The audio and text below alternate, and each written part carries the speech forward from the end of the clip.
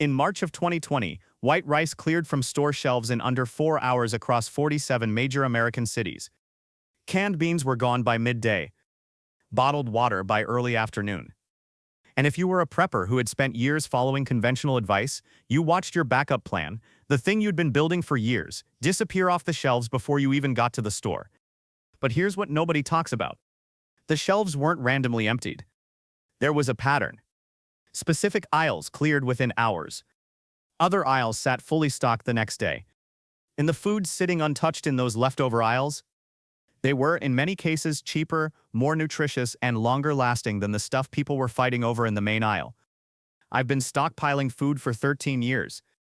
And today I'm sharing 16 foods I've been quietly stockpiling, while the mainstream prepper world keeps buying the same rice, beans, and freeze-dried meals that vanish the moment things get tense. Most of these cost under $3. One of them is sitting in your grocery store right now, in an aisle you have probably never walked down. And one of them, I'm not exaggerating, has been sitting in Egyptian tombs for 3,000 years and was still edible when archaeologists found it. This list is not what you'll find on the top prepper blogs. It's not what they sell at Costco. This is the stuff I actually keep in my own pantry because I've tested it, eaten it, lived on it, and watched it still be available the day after every panic buy I've witnessed in the past decade. I have been testing stockpile strategies, so you don't have to do 13 years of expensive trial and error. If that's the kind of channel you want to find, hit subscribe right now. Because we are just getting started. Let's get into it. Food number 1. Bullion cubes, the morale multiplier. Stay with me on this one because the first item sounds ordinary. It is anything but. Bullion cubes. A few years ago, I had a long conversation with a man who spent 20 years managing food distribution logistics for a major company. He told me something I hadn't considered. During every supply disruption he'd tracked over 2 decades, bullion cubes consistently showed fewer shortage issues than rice, beans, or canned goods. They just sat there. While everything else was being stripped, bullion stayed on the shelf. Here's why that matters to your stockpile. 1 cube transforms a pot of plain rice into something your family actually wants to eat. Think about that for a second. You're on day 10 of a crisis. You're eating rice and beans again. The kids are miserable. The adults are starting to lose it. Now imagine dropping 1 small cube into that pot while it's cooking. Suddenly it smells like a real meal. It tastes like something you'd choose to eat. That is not a small thing. In a real emergency, morale is as important as calories. And here's what most preppers completely miss. That concentrated sodium in bouillon isn't just flavor. Sodium is an essential electrolyte. When you're working hard, sweating, under physical and mental stress, you lose sodium faster than you think. The military figured out decades ago that electrolyte replacement is critical to sustained performance. Storage is simple. Pull them out of the cardboard boxes right now. Transfer into mason jars with silica gel packets to keep moisture out. They will hold flavor for 3 years minimum, possibly much longer. I keep 500 cubes for under $30. That's 6 cents per meal transformation. Compare that to freeze-dried meals at $15 each. Nobody is panic buying bullion cubes. That is exactly why they belong in your stockpile. Quick note, if you have high blood pressure, go for low-sodium versions or use half a cube per pot. The point stands either way. Food number 2. Nutritional yeast, the invisible protein. Before you click away thinking this is vegan health food that has no place in a survival pantry, give me 60 seconds. Nutritional yeast is deactivated yeast. It tastes like Parmesan cheese. It stores in an airtight container for up to 2 years at room temperature, longer in a cool, dark location. And 2 tablespoons deliver 5 to 8 grams of complete protein, meaning all 9 essential amino acids. That is nutritionally close to 1 whole egg. But here's the part that matters most for long-term survival. When fortified, and always check the label to make sure you're buying fortified nutritional yeast, it is one of the few reliable non-animal sources of vitamin B12. Vitamin B12 is critical for your nervous system, your red blood cell production, and your brain function. Most crisis diets are dramatically deficient in B12 within weeks. The symptoms, fatigue, brain fog, numbness, look like stress. They're not. They're a nutrition deficiency that can be prevented for $40 to $50. Last winter during a power outage that lasted 5 days, we ate a lot of rice and canned vegetables. By day 4, everyone at the table was exhausted and irritable in a way that sleep wasn't fixing. I started adding nutritional yeast to every meal. The flavor change alone lifted the mood. The nutrition boosted the rest. I keep about 5 pounds on hand, stored in sealed mason jars, for around $40 to $50. One warning: some people are sensitive to yeast products. Start with a small serving first. And here's your bridge. Flavor covered. Protein partially covered. But there is one massive nutritional gap in almost every prepper pantry I've ever seen, and item 3 is about to fix it. Food number 3. Full-fat canned coconut milk. The fat you're missing. Your prepper pantry is almost certainly fat deficient. And that deficiency will collapse your energy, your thinking, and your body temperature management faster than hunger will. Rice has essentially zero fat. Beans have almost none. Most standard prepper staples are built around carbohydrates and protein, with fat as an afterthought. That's a serious problem. Your body needs fat for sustained energy, for absorbing fat-soluble vitamins like A, D, E, and K, for brain function, and critically for staying warm in cold environments. 1 cup of full-fat canned coconut milk contains between 48 and 57 grams of fat. A significant portion of that is in the form of medium-chain triglycerides, or MCTs, a type of fat your body converts to energy faster and more efficiently than most other fats. It is serious, fast-burning fuel. I learned this the hard way during 3 days of winter camping. By day 3, eating nothing but rice and beans in sub-freezing temperatures, our group was sluggish, cold, and struggling to think straight. My camping partner pulled out a can of coconut milk and heated it with our rice. Within an hour, everyone felt functional again. The fat content was the difference. It is shelf-stable for 2 to 3 years, with some cans lasting closer to 5. It is incredibly versatile. Add it to rice for richness. Stir it into soups. Use it to stretch a small amount of food into a more filling meal. 1 cup of rice feeding 2 people becomes significantly more satisfying with half a can. Cost is around $2 per can at most Asian markets, sometimes less. And here's the key insight. During shortages, most shoppers in America never think to walk down the international aisle. While the main canned goods section is completely emptied, the Asian and Latin aisles frequently stay stocked for a full day or more longer. Check for BPA-free cans when you can find them. Don't confuse this with the watered-down carton versions. You want the thick, creamy stuff in the can. Food number 4. Ghee. Butter that outlives the crisis. When the power goes out and your refrigerator shuts down, regular butter has maybe a few hours before it starts to turn. In summer, less. Ghee doesn't care. Ghee has been used in Indian cooking for thousands of years precisely because it was developed in a world without refrigeration. When butter is clarified, gently heated until the milk solids separate and are removed, what remains is pure butter fat. No moisture. No milk proteins. No lactose. Those are the components that cause spoilage. Remove them and you have a cooking fat that is shelf-stable at room temperature for 12 to 18 months in a sealed jar. 1 tablespoon delivers 14 grams of fat and 120 calories. When you are rationing food, that concentrated caloric density matters enormously. Drop a spoonful into rice. Spread it on flatbread. Use it to cook eggs. Add it to coffee for sustained energy. And critically, ghee requires no water to use, which becomes important when you're also rationing water. Last summer, during a week-long power outage, the ghee jar was one of the most used items in my kitchen. Eggs fried in ghee. Rice flavored with ghee. Flatbreads cooked on a cast iron pan with ghee. It turned basic ingredients into meals that felt normal. Store it in a dark, cool place. Use a clean, dry spoon every single time. Any moisture introduced to the jar can degrade it faster. It should always smell nutty and pleasant. The moment it smells sour or off, it's done. Now I want to stop here.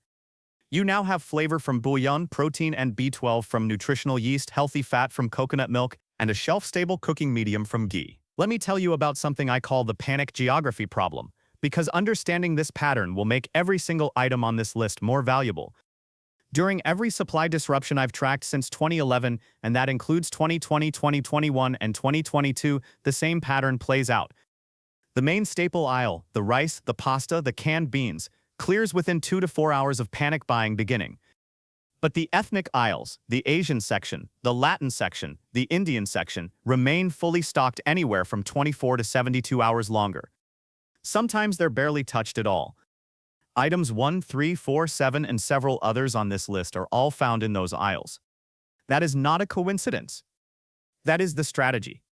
Stock your pantry from the aisles that don't get raided. Food number 5. Dried lentils, multiple varieties, the fast-cook protein. Most preppers stock brown lentils and stop there. That is a mistake, and it is leaving real value on the table. Lentils come in several distinct varieties, and each has a different role. Red lentils dissolve when cooked, 15 minutes from dry to a thick, creamy soup base. Perfect for stretching a meal, perfect for feeding people who struggle with solid food. Green and brown lentils hold their shape, better for mixed dishes and what feels like a real plate of food. Black lentils are tiny, cook quickly, and have an almost peppery flavor that breaks the monotony. Why does this matter? Because variety is a morale tool, not just a nutritional one. Nutritionally, one cooked cup delivers roughly 18 grams of protein plus iron, fiber, and folate. They are one of the most complete plant-based foods you can store. And unlike dried beans, which need soaking and 1 to 2 hours of cooking, most lentils are table-ready in 15 to 30 minutes. In a fuel-scarce situation, that cooking time gap is enormous. During my 30-day stockpile test, by week 2 I was deeply tired of waiting for beans to cook. I switched to red lentils. 15 minutes. Done. Game-changing for fuel efficiency alone. Storage is excellent.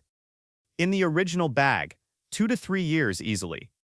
Transferred to airtight containers with oxygen absorbers and kept cool, 10 to 15 years or more. I keep around 50 pounds spread across all varieties for under $60. Mark containers clearly with the variety and the date. Use first in, first out. Rotate through them in normal cooking so you always have fresh stock at the front. Food number 6. Sea salt in bulk, the currency you're underestimating. Here's a question. If salt has been used as literal payment, as actual currency across multiple civilizations for over 5,000 years, why do most preppers have a single shaker that would last 3 days in a real emergency? Salt is not a seasoning. It is a survival mineral. Your body cannot maintain electrolyte balance without sodium and chloride. Salt is how you preserve meat when refrigeration is gone. Salt is how you make sauerkraut and fermented vegetables that give you probiotics during months of eating from a stockpile. Salt is how you treat infected wounds in a field situation. And salt is what you add to water, 1/4 teaspoon per liter, when someone is working hard in heat and starting to show signs of dehydration. Most preppers think about salt as flavor. They are massively underestimating it. I stock about 25 pounds of bulk sea salt for around $30. Store it in food-grade buckets with Gamma Seal lids. Add a handful of dry rice to each bucket to absorb moisture. Salt itself is a mineral, it does not expire. Ever. If it stays dry, it lasts indefinitely. In a real extended crisis, when refrigeration is gone and you need to cure meat to preserve it, when you're making fermented vegetables, when you're replacing electrolytes during physical labor, you will burn through salt faster than you can imagine. 25 pounds is not overkill. It is a responsible baseline. Food number 7. Quality instant noodles from Asian grocery, morale in a block. I want to tell you about day 12 of my 30-day stockpile test. My wife was quiet in a way that meant she was not okay. My kids were eating without talking. I was starting to resent the sound of rice cooking. The food was nutritious. We had enough calories. But the relentless sameness was grinding everyone down in a way I hadn't fully anticipated before I ran the test. Then I remembered the noodle blocks I'd picked up from the Asian market 2 months earlier. 3 minutes later, we had a meal that smelled completely different. Tasted completely different. The kids asked for seconds. My wife actually smiled. That was the moment I understood that morale is not a soft concept in survival situations. It is a hard variable that will determine whether your family stays functional. Now, I'm not talking about the 25-cent packets from the American supermarket. I'm talking about the mid-range noodle blocks you find at Asian grocery stores, the ones local families actually buy and eat regularly. Real wheat-based noodles, sometimes egg-enriched. 6 to 8 grams of protein per serving. And the real differentiator, the seasoning packets. Complex spice blends. dried vegetables, real mushroom powder, multiple different soup bases, flavors that rotate through your week so you're not eating the same thing on day 5 that you ate on day 1. I keep 100 blocks for approximately $75 to $100 from the Asian market. 3 minutes to prepare. About 2 cups of water per serving. Minimal fuel. And the variety literally keeps people sane. Here's the panic geography principle in action. During actual shortages, people do not think to hit the Asian supermarket. Those shelves are fully stocked when American mainstream grocery stores are stripped bare. Store them in the original packaging, inside large plastic bins. Stack them flat, they're remarkably space efficient. Check dates every 6 months and rotate out anything past its best-by date. Food number 8. Chia seeds, the meal stretcher.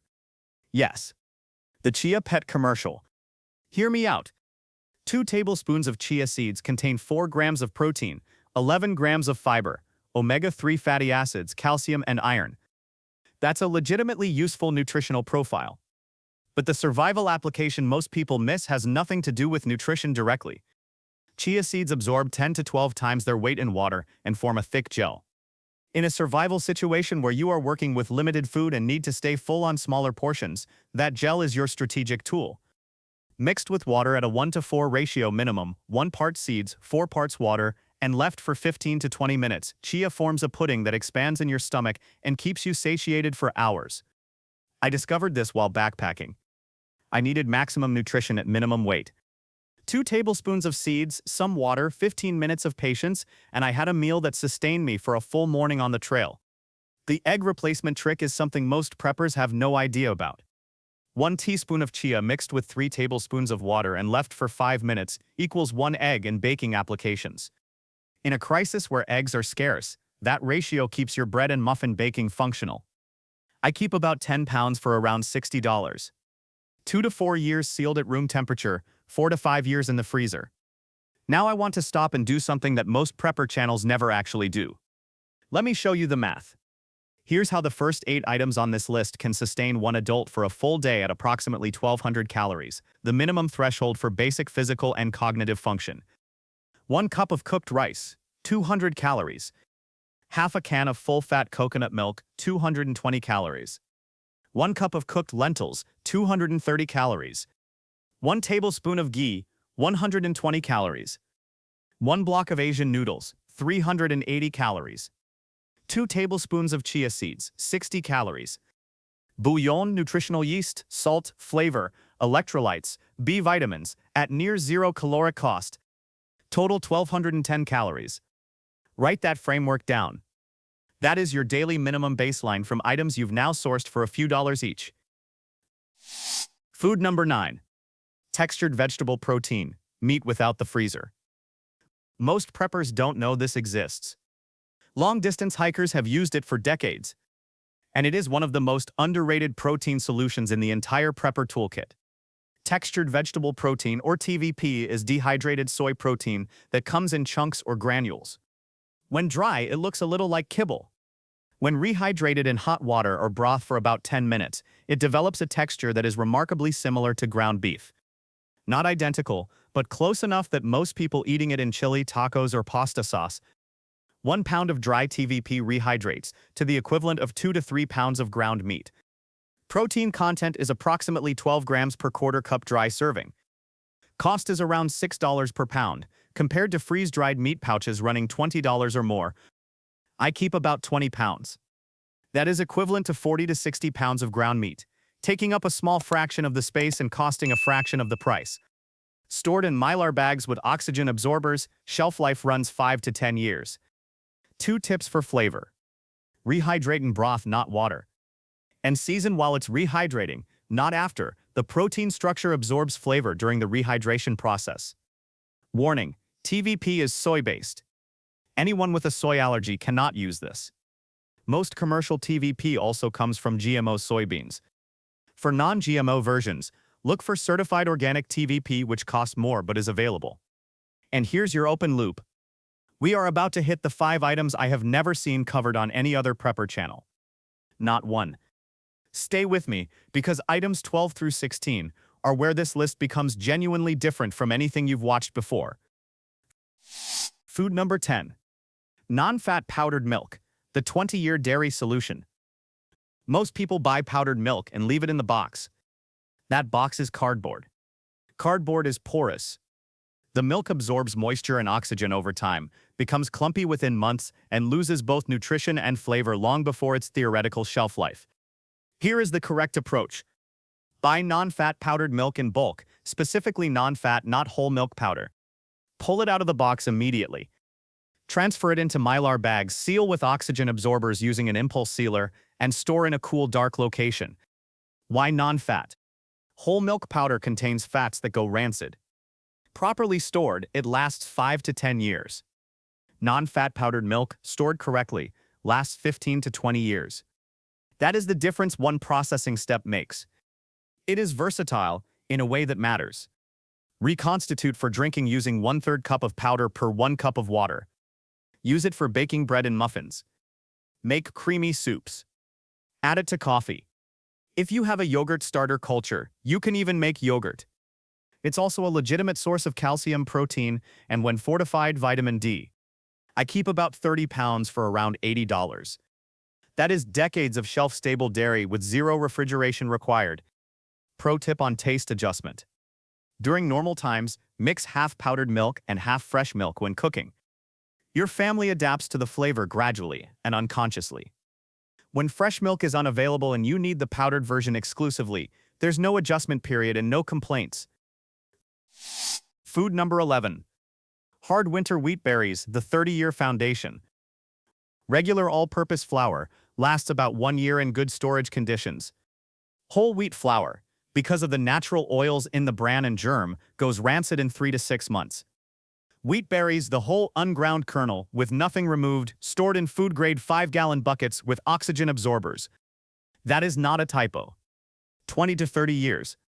This is the item that serious long-term preppers build their grain storage around. And the reason is simple. When you're ready to use it, you grind it fresh. A hand-crank grain mill, entry-level models like the Corona, runs $60 to $80, turns wheat berries into fresh flour on demand. That freshly milled flour retains all the vitamins, minerals, and healthy fats that are stripped from or degraded in commercial flour within months.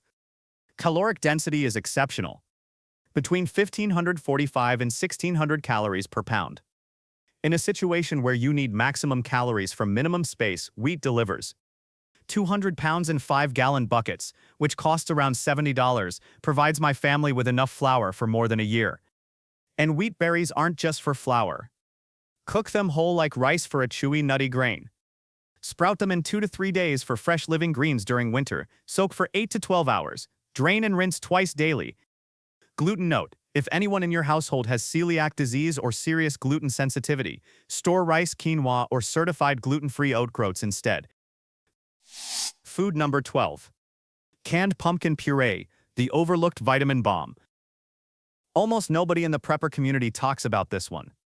And the omission is a nutritional blind spot with real consequences.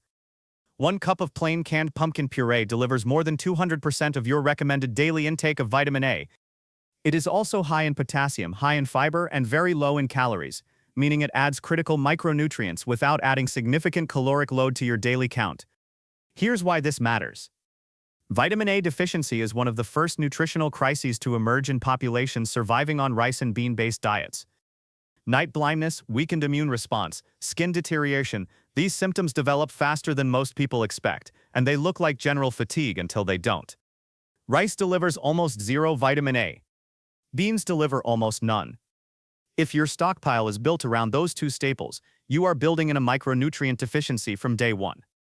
Canned pumpkin puree, plain, not pie filling, check the label, solves that problem for approximately $1.50 per can.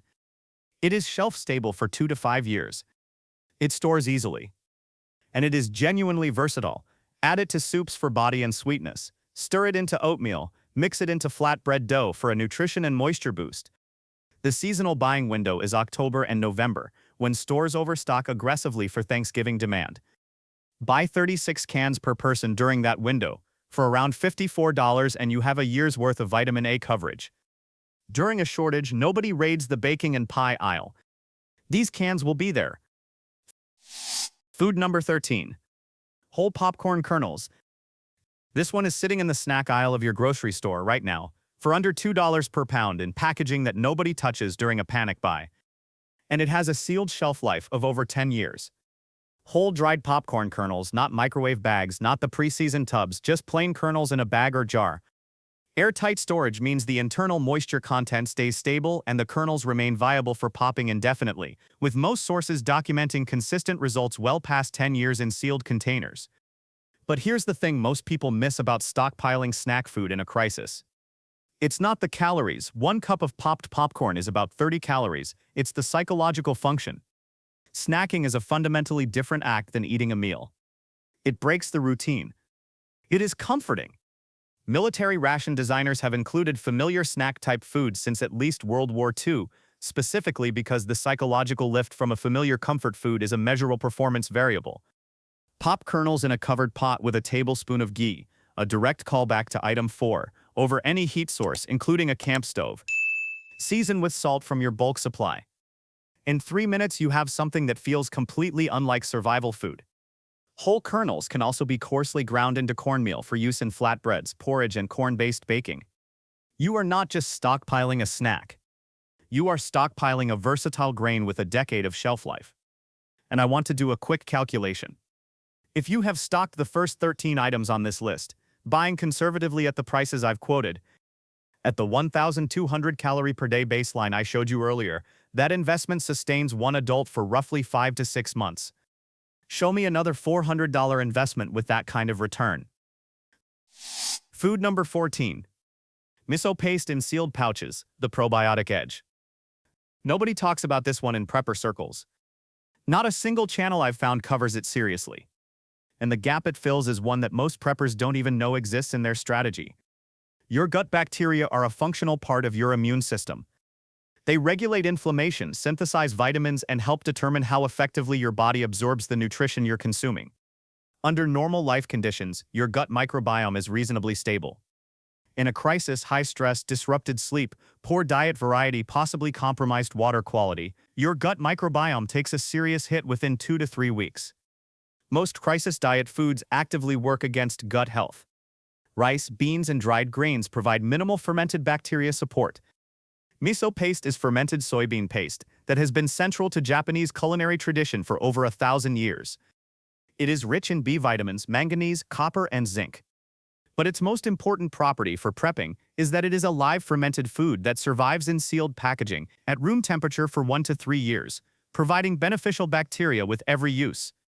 1 teaspoon dissolved in hot, not boiling, to preserve the live culture's water instantly creates a deeply satisfying. Buy individual serving size sealed pouches, rather than large tubs. The pouches last longest without refrigeration because each portion is sealed and protected from air exposure. Cost is approximately $3 to $5 for a package of 8 to 10 single-serve pouches.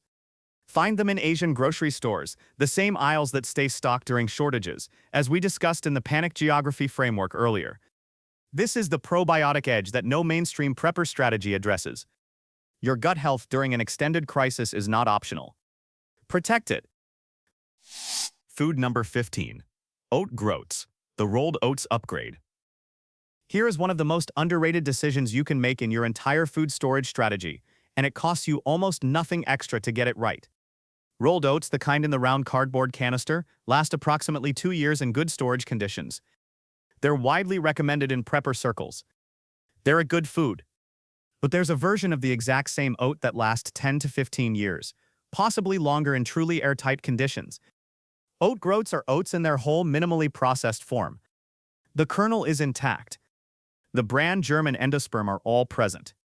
The surface area that gets exposed during rolling and processing, which is what accelerates oxidation and rancidity.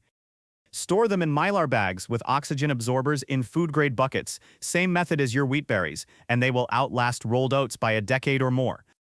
The nutritional profile is identical to rolled oats' beta-glucan-soluble fiber that supports heart health, B vitamins, iron, and a solid protein content for a grain. The cooking time is longer, about 45 to 60 minutes as a hot porridge, which is a fuel consideration worth noting and planning for. But here is the detail that makes oat groats genuinely special as a long-term food source. They can be sprouted. Same as wheat berries. Soak for 8 to 12 hours, drain, rinse twice daily, and within 2 to 3 days you have living fresh sprouts from your long-term storage. In a situation where you have had zero fresh food for weeks, sprouted oat groats are living nutrition from a bag that has been sitting in a bucket for years.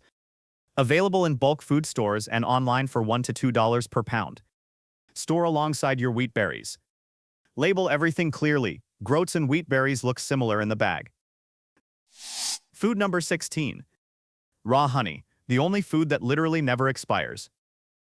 In 1922, archaeologists excavating Egyptian tombs in the Valley of the Kings discovered sealed pots of honey. They tasted it. It was still edible. Raw honey is the only food in human history with a documented shelf life measured in millennia. The chemistry behind this is not mystical, it is precise. Honey's extremely low water content, typically below 17%, creates a water activity level so low. Honey also has a naturally acidic pH between 3 and 4.5. And raw honey produces trace amounts of hydrogen peroxide through an enzymatic reaction. These three properties together create a preservation environment that is essentially permanent. The Egyptian tomb discovery has been documented by the Smithsonian Institution and referenced in peer-reviewed archaeological literature. It is one of the most well-verified examples of extreme food preservation in the historical record. 1 tablespoon provides approximately 60 calories of fast-available energy, useful when you need a quick boost without cooking. Raw honey has documented antibacterial properties and has been used as a wound dressing in clinical settings, with Manuka honey clinically proven for certain wound care applications.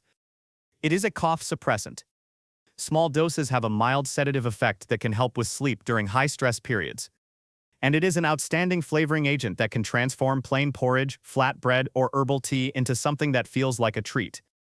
Store raw honey in glass, not plastic.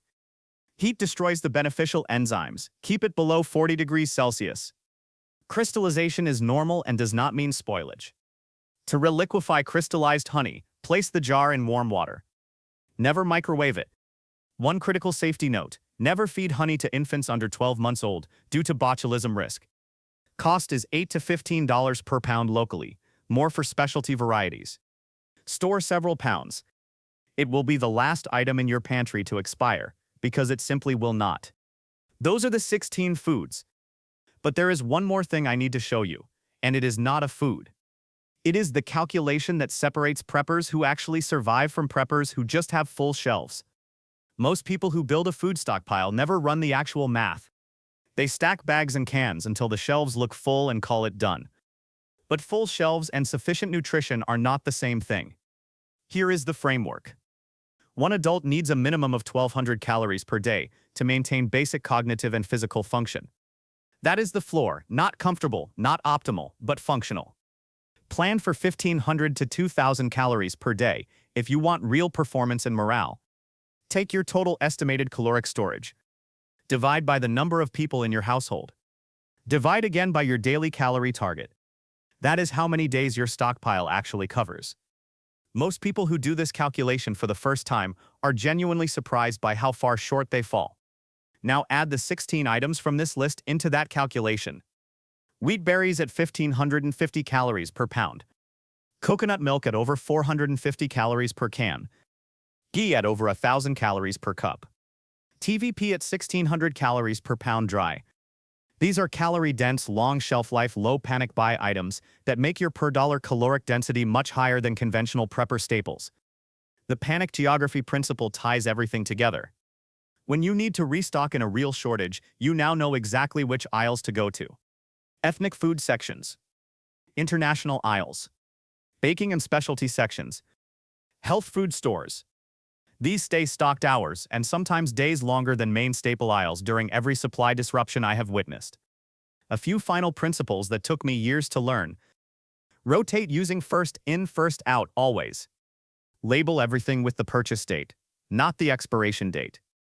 Eat from your stockpile quarterly. Not as a drill, just as a normal week of meals. That practice tells you what your family will actually eat under pressure, what's unpalatable, and what needs replacing before a real crisis forces the issue. Calculate water. Every rehydration item on this list, TVP, lentils, chia, powdered milk, miso. In a true grid-down situation, Water availability constrains food preparation. Know the ratios. Know your water storage volume. Check for allergies before bulk buying. Several items on this list are soy-based. One is a common allergen. Know your household's needs before you spend $60 on a food that one family member cannot eat. The real reason I built this stockpile, and the reason I'm sharing it, has nothing to do with fear. It has to do with that feeling. The feeling of watching people begin to panic around you and knowing that you do not need to. Not because you're better than them. Because you prepared differently. That feeling of calm in a moment of collective anxiety is worth every dollar you spend on a bag of oat groats. If this gave you something genuinely new, hit the like button. It helps more people find content like this. Subscribe if you want more unconventional strategies instead of the same conventional list everyone else is repeating. And drop a number in the comments. Just a number, 1 through 16, for the item you're adding to your stockpile first. I read every single one. Next week, I'm doing something I've never done on camera before. I'm actually living on these exact 16 foods, nothing else, for 30 straight days. Tracking calories, tracking mood, tracking what works and what doesn't. The results were not what I expected. Some of these items performed far better than I anticipated. And 2 of them nearly broke the experiment entirely. You are not going to want to miss that one. I'll see you there.